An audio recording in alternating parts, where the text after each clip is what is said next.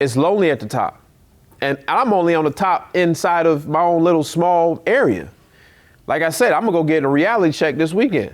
There's a problem with the wave.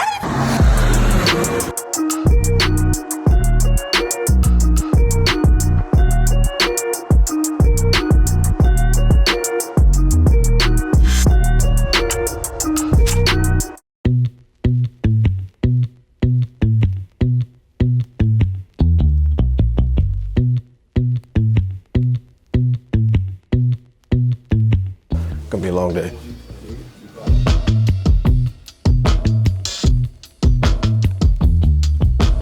You have to tell them what to do, and then you have to verify that they did it. Trust, but verify, right? So you have to go out and you have to, if you don't stay on top of them, they're just gonna slack off. It's like anybody else, man. Oh, the lender wants to have everything signed before they wire. Yes. Understood. Lesson learned from this is you want to play ball with VA, you got to play with our ball on our soccer field. Listen, money ain't shit. It's the property. It's the property that's the goal. Did he tell you what he wanted? Did he ever tell you? Or he? No, what he said is. He wants the most and he's gonna call. No, what he said is. Francisco. Man, you could sell a mud hut right now in this market. Gotta make a phone call, sorry. This is Maxwell. We talked about, I would say 14 days ago. I understand that. I just, we had an agreement. We had a verbal agreement that you said, hey, look, yeah, I know. I understand. I understand that. I'm not saying you did, but I'm just saying we're old school, right? You say we're gonna do something. But then you made some assumptions and said, I don't put bad tenants in properties. It doesn't make any sense. And I definitely wouldn't put a bad tenant in a property that my mother lives around the corner from. I'd rather not sell the house to you, sir. Understood. Just that simple. You have a good day, sir. You have a better one. All right, so Francis, this is the strategy on this. What's up, y'all? What's going on? All right, so all of y'all fill that thing out? All right, cool. If y'all just have y'all mask on for the time being, and then we're gonna push you guys around the corner. I'm gonna grab a cup of coffee, and then we'll get chill in. I hope you guys brought some damn phone numbers to call today. If y'all don't leave here with something under contract today, y'all terrible. Where's Matt at?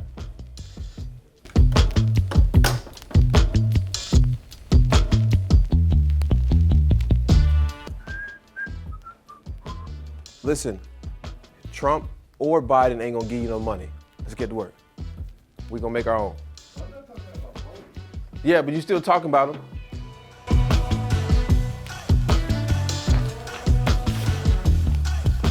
All right, so today I've got some of my One Deal Away students in town. We do a weekly Zoom call every Thursday. And what happened last Thursday, I said, look, if you guys are in town, I don't have much going on Tuesday. Come hang out at the office, bring some deals, bring some phone numbers to call, bring some of your problems and issues. So these are just members that have bought the course that kind of live in the local area. One guy flew out from Dallas. I mean, I don't blame him, it's got snow. So we're gonna be just working with these guys most of the day. But in the meantime, I've got appointments, I've got phone calls, I've got some scheduled stuff, but it's a less hectic day than it usually is anyway. So it's off to a good morning.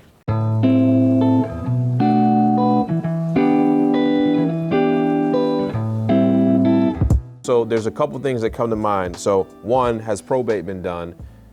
So you said the wife was. The wife and the father are on it. It hasn't been through probate yet, but there's a living will. So the husband and wife owned it. The husband and wife is in the name. The husband passed. So did they get right of survivorship in North Carolina, right? Sure. Yeah. So it's solely owned by the wife. Correct. All right, and she's who you got the contract with. Correct. Okay, and when did they buy it? One is somebody passed away, so the first thing I'm thinking about is probate. Has probate been done? But it was a wife, it was a father, it was a husband and wife. In North Carolina, it's typically right of survivorship unless it's changed when they purposely ask for it. So right of survivorship is what they're gonna get. Y'all know what right of survivorship is? That means that the one person who's alive, it automatically 100% goes to that person. Correct, yeah. So these are some of the terms that you gotta learn just to be on top of your game when you're doing real estate. And you'll learn these things as you go along. So the wife should retain right of survivorship. She's a sole survivor. And then from there, you're saying it's in a fairly new place. So now I'm thinking about, okay, you telling me 4 3s, 5 2s. I'm okay, so this is a newer type neighborhood almost. What year was it built? They bought it in 06, new, So they bought it in 06. So 06, how many years ago? 15, right? There should be some equity as long as there hasn't been any home equity lines of credit, right? So that's good, right? They should be they should be not 50%, but they should be roughly close to 50% done with a mortgage. Obviously, you know, when you start paying in the early, you start to get used to pay a lot of interest in the beginning. You guys ever looked at an amortization schedule of a property? In the beginning of a mortgage, your payments are going strictly pretty much always to the interest, right? So when somebody just bought their house 3-4 years ago, they haven't paid down any of the principal, right? So these are just tips and tactics that you're gonna learn as you're going along. So how many of you guys are familiar with subject to property? Right, we don't teach it in the course because it's a complex and there's a lot of paperwork that goes with it and you need a great legal team to cover your ass when you're doing it. Charlotte's hot, so we definitely don't use the 70% rule, right? Yeah. What's the 70% rule? How much modules in the course you watched? I stopped at driving for Dallas. All right. So ARV 70%. So typically when a house is $100,000, I'm just doing a thing. In order for it to be a deal, you need to subtract 30%, typically the 70% rule, right? So that's going to leave the house at $70,000, sorry. So at $70,000, this is a deal if it's fixed up, if it looks good. I'll buy it as a renter. I'll buy it as a flipper that will just put it on the MLS. It's a great deal right now. But how many houses that are in a great condition that will give you a 30% discount? Not that many, right? So you're gonna need to factor in some repairs. So there's 20,000 in repairs now. So because the house is in disrepair, now 50,000 is a deal because I gotta spend 20,000 to get it fixed, which puts me back at 70. Then I can list it, make some money, right? But unless you're the flipper, it's still not a deal for a wholesaler. So what's got to happen? You got to take some money. So say you want to make, $5,000, right? So now the property is a deal at $45,000. So you need to get this $100,000 ARV property under contract at 45, so you can sell it for 50. So that the flipper can go put 20 in it, get the property that's worth 100 up to 70,000, fix it and flip, list it on the market, get some money, move on, right? He wants to get a return on his investment. I have one question. Yeah. I realize most successful people have a routine. What's your routine? Or do you have a routine? As far as like, Be a morning routine, like you wake up, pray, or how it's like what's your main flow? yeah, so I'm a dysfunctioning function person, if that makes sense. I know exactly what you mean. Yeah. So like, all that shit sounds good in the book, and people do it, but I kind of like a little bit of chaos in my life. It's like my fuel tank. That's kind of my specialty, is tackling problems as they come about. I'm not a great planner. I don't write down anything. It's all in my head, and I just recall it that way. So sometimes when I'm in meetings and people are like, "Why are you not taking notes?" I was like, "I don't need to." Is it the best strategy? Probably not. I think everybody, one thing that I don't subscribe to is that there's this model that you have to follow to be successful. It's just not true.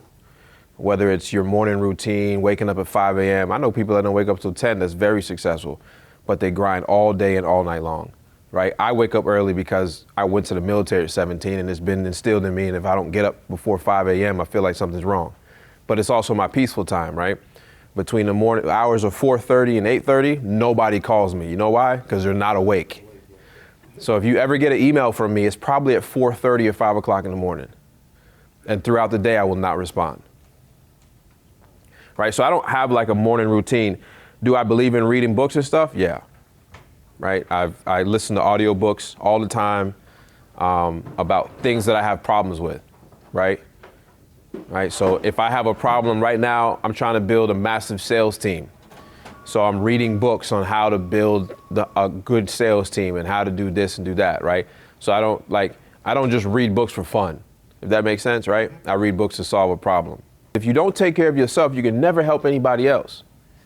If I took on all my mother's problems while I was trying to fix myself, I could never come back and help her. You get what I'm saying? So I became selfish to where I didn't show up to family functions. I wasn't there on holidays. It wasn't there on this. But you know what? Now that I've taken care of myself, my immediate family members get to come work in the same organization as me. My brother, that's my CEO. My younger brother runs the construction side and cleanup side of things. So you got to understand, I had to become that person to then be able to help everybody see their own vision. And that's where your daily push starts to come beyond money. Because what happens is if your friends allow you to be selfish so that you can be selfless later and they can reciprocate that energy down the road, then you can go back and help them. And then when you're on top and your friends are with you because they allowed you to help them come up, then it becomes way fun. Now when we go on vacation, I'm not the only one paying. Now when I say let's go to Bahamas on Friday and it's Tuesday, they don't need to think about it. It's lonely at the top. And I'm only on the top inside of my own little small area. Like I said, I'm gonna go get a reality check this weekend. I'm gonna be in the Bahamas on somebody else's boat, at somebody else's crib, smoking somebody else's cigar, drinking somebody else's liquor that donated more money than I made. So you gotta get that reality check, right? He's begging me to come down to use his energy pack to boost up my energy pack. I'm gonna come back with a bigger battery pack. So when I start charging my battery pack at night, I got more power throughout the day. That's what it's like going back to visit somebody that reminds you that you ain't shit. He's not bragging at all. He's doing what I do to other people, like how I'm helping y'all get to see y'all where y'all want to see. He's helping me see where I want to see. So when you look at a business like mine, I have to do X amount of deals and generate X amount of revenue just to pay the bills and to pay everybody that works here. You guys don't have that issue. So there's a reason why I have to do X amount of deals every single month. It's called a break-even point. You don't have a break-even point. You need one deal. And if you break it down that simple as just creating one deal, starting that lawn care company, going out and solving one problem, I think you'll really start to understand that this business is not complex. I didn't wake up in 2016 in September 28th and say, I'm going to scale my business. No, when I sold my first property, you know what I said? I want to go do another one. When I sold the second one, you know what I said? I want to go do another one. The fourth, the fifth, the sixth, I want to do another one. And then I finally said, I got some money now. Let me see if I could do 3 of them. And then 3 of them turned to 5 of them, 7 of them, 10 of them. You don't wake up in the morning and say, I want to scale my business. No, you say, I want to start my business and I want to do 1, and I want to do 2, and I want to do 3, and I want to do 4. And then as you solve these problems, you start to see a pattern. You start to develop something. And you start to develop this ideology of how things happen.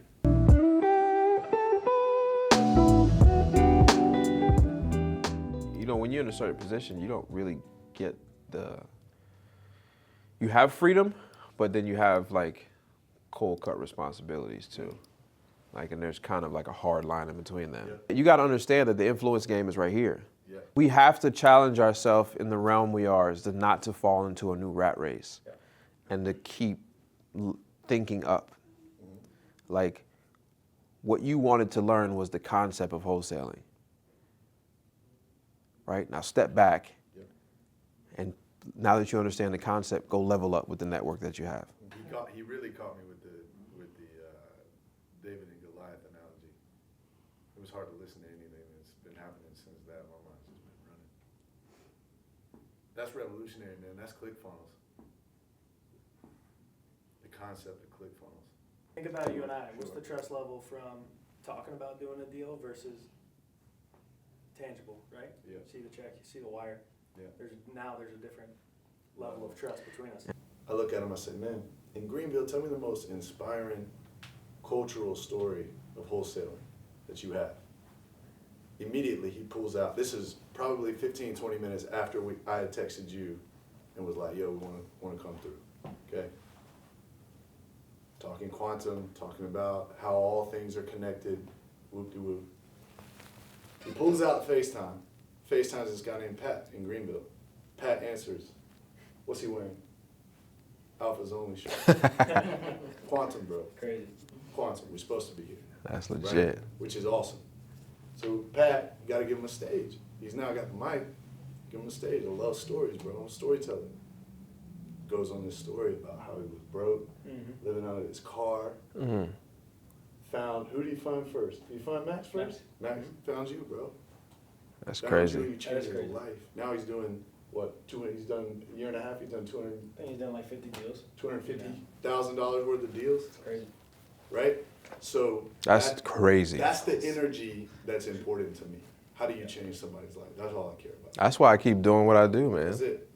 That's it. Like the videos and the. Instantly, because I keep showing him, so his reticular activating system will start to pick it up when he sees it, because it's all around it. And last night we're sitting, all he needed was me to be right there in that moment, and then that phone be answered, and Alpha's Only be on the shirt. He didn't know what Alpha's Only was until I told him about it, Yeah. and then he was like,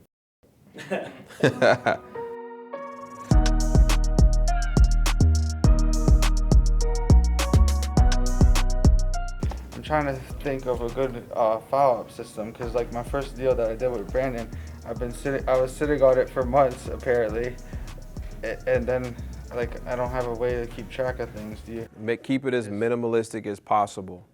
Like literally set out. If you need to set calendar reminders or reminders in your phone that re-alert in 30 days, and day by day, and you go by and check off each one that you do going down the list. Keep it simple. Keep this until you're forced to get into software that's going to make you start following up. Got it. All right. Nah, yeah, you got puddles of mud back here. Yeah, I mean, as soon as they dig 6 inches deep, it's dry. True. To come in the first, I may have to move it to the second just because I'm supposed to do something for like a Snapchat series that we have releasing this weekend. But Okay. But I was gonna text you that, but I'm gonna clarify that today to make sure I have to be there. Yeah, so I do. No worries, man. Either way. it's Okay, fine. cool. And then we're planning on just spending like a week up there with you or something like that, if that works. Yeah, that was the plan. My other question was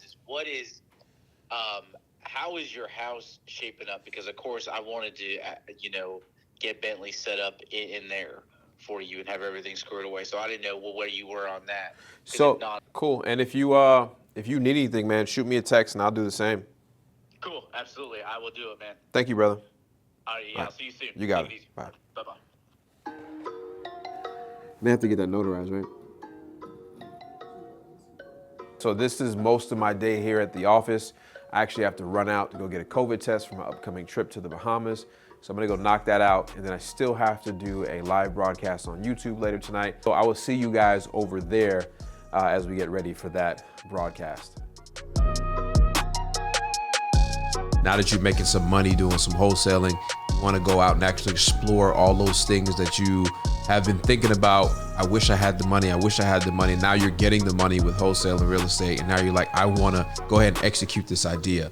Coming here and learning some of your techniques so you don't blow that bag that you went out there and made on doing it the wrong way, and learn from guys who've launched companies and done stuff like that. All right, guys, so there you have it. That's like a full day where now it's 9 p.m. I got into the office at around 7:30, 8 o'clock, and you see that this is 12, 13 hours of work. This is a typical day, and I'll do it all over again tomorrow. But this is kind of what my typical day looks like. It's crazy all over the place, but we'll get it done, right? So I'll see you guys in the next one. Don't forget to like, subscribe, and See you in the next one. Peace.